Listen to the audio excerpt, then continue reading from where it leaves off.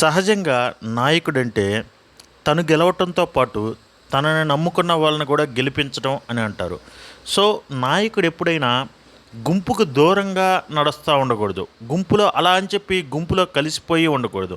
గుంపుకి 4 అడుగుల ముందు అంటే తనను నమ్ముకున్న వాళ్ళు లేదా తన కార్యకర్తలు వాళ్ళకి 4 అడుగుల దూరంలో ఉండి నడిస్తేనే ఆళ్ళు ఏం మాట్లాడుకుంటున్నారో వాళ్ళ ఆలోచనలన్నీ లీడర్‌కి ఎప్పుడైతే తెలుస్తాయో అప్పుడు కమ్యూనికేషన్ బాగుంటుంది అంటారు. సో, అలాంటి విధంగానే పవన్ కళ్యాణ్ గారు ఒక నాయకుడిగా అంటే కేవలం తను గెలవడమే కాదు, తనని నమ్మిన వాళ్ళని కూడా గెలిపించుకోవడం అని జనసేన అధ్యక్షుడు శ్రీ పవన్ కళ్యాణ్ గారు నిరూపించారనే చెప్పాలి. ఈ ఎన్నికల్లో 21 ఎమ్మెల్యే స్థానాల్లో పోటీ చేయగా మొత్తం చేసిన అన్ని చోట్ల క్లీన్ స్వీప్ చేశాడనే చెప్పాలి. అలాగే 2 ఎంపీ స్థానాలకు పోటీ చేయగా రెండిట్లోనూ క్లీన్ స్వీప్ చేశాడని చెప్పాలి. ఇప్పటి వరకు గాజు గ్లాసు ఎన్నికలు వచ్చిన ప్రతిసారి పెద్ద సమస్యగా మారింది జనసేనకు. కానీ ఈ దెబ్బతో అంటే ఏదైతే ఆ 6% ఓటింగ్ పర్సంటేజ్ ఉండాలి అని అంటారో ఇప్పుడు ఆల్మోస్ట్ 8%కి రీచ్ అయింది. ఇది నాకు తెలిసినంత వరకు చాలా చాలా గొప్ప విజయం అనే చెప్పాలి జనసేనకు. ఎందుకంటే కేవలం 21 స్థానాల్లో పోటీ చేసి 8% ఓటింగ్ సంపాదించడం అంటే అది మామూలు విషయం కాదనే చెప్పాలి.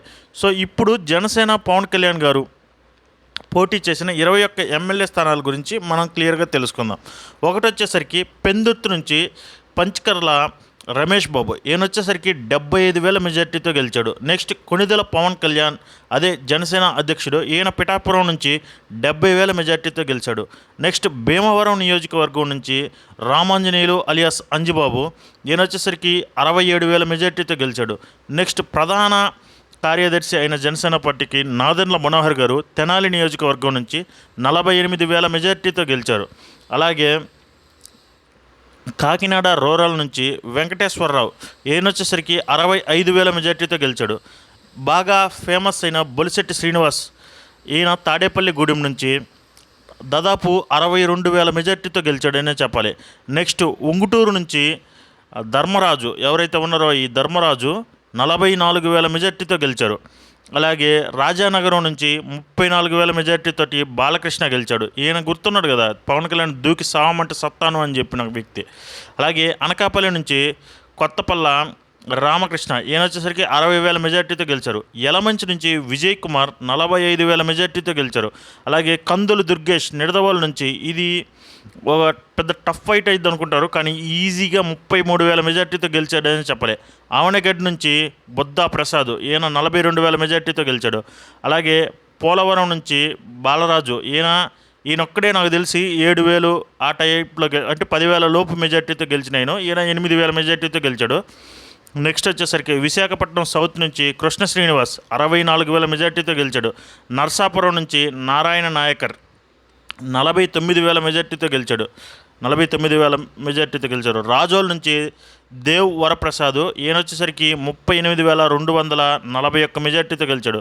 సత్యనారాయణ గన్నవరం, ఈయన వచ్చేసరికి 32,000 మెజార్టీతో గెలిచాడు. అలాగే మహిళా విభాగానికి వస్తే నెల్లిమర్ల నుంచి నాగమాధవి, ఈమెను వచ్చేసరికి 30,000 మెజార్టీతో గెలిచింది. అలాగే కోడూరు, ఏదైతే రైల్వే కోడూరు ఉందో అది 10,000 మెజార్టీతోటి శ్రీధర్ ఘన విజయం సాధించాడనే చెప్పాలి. నెక్స్ట్ పాలకొండ నుంచి జయకృష్ణ 13,000 మెజార్టీతో గెలిచాడు. నెక్స్ట్ తిరుపతి నుంచి, ఏదైతే పవన్ కళ్యాణ్ గారి అదే చిరంజీవి గారి అడ్డా అయిన తిరుపతి నుంచి శ్రీనివాసులు గారు 35,000 మెజార్టీతో గెలిచారనే చెప్పాలి.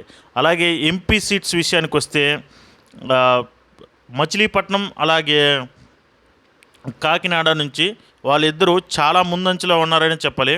ప్రస్తుతానికి మన దగ్గర ఉన్న ప్రకారం ఒక్క నిమిషం నేను చెప్తాను, అది కూడా ఏవైతే ఉన్నాయో అవి 2 మచిలీపట్నం అదే బందర్, అలాగే ఇక్కడికి వచ్చేసరికి మచిలీపట్నం, ఇలా తను నిలబెట్టిన ప్రతి చోట 100% యాక్యురసీతో క్లీన్ స్వీప్ చేశాడనే చెప్పాలి పవన్ కళ్యాణ్ గారు. తన వ్యూహం ఏ రేంజ్లో ఉందో మరోసారి జగన్మోహన్ రెడ్డి, అదే ప్రత్యర్థి అయిన జగన్మోహన్ రెడ్డి గారికి అలాగే ప్రజలకు చవి చూపించాడనే చెప్పాలి. సో, ఇది ఈ వీడియోలో అయితే. Next Jaganmohan Reddy alias YSR Congress party ఎక్కడెక్కడ గెలిచిందో మనం మరో వీడియోలో తెలుసుకుందాం ఈరోజు సాయంత్రం. Until then bye, thank you for watching.